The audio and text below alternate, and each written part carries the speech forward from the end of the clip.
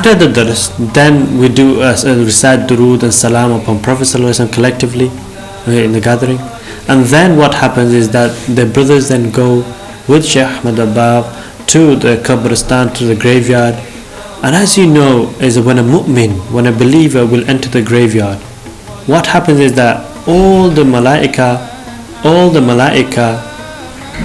who are actually the malaika of giving punishment, they stop their punishment. Because why? Because of the honor of a Muslim being inside the Qabristan.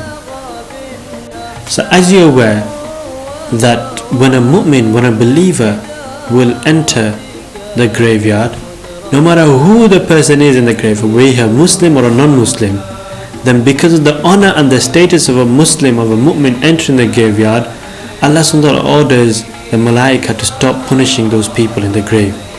And because of this wonderful act, you are actually now having shafaqat, compassion upon the person who's in the grave, be he a Muslim or be he a non-Muslim.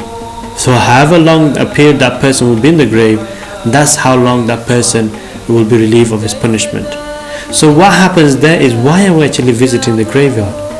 The reason being is that why we're actually visiting the graveyard is so that we can remember and do tazkirah of our death, of our next abode, which is going to be in the grave.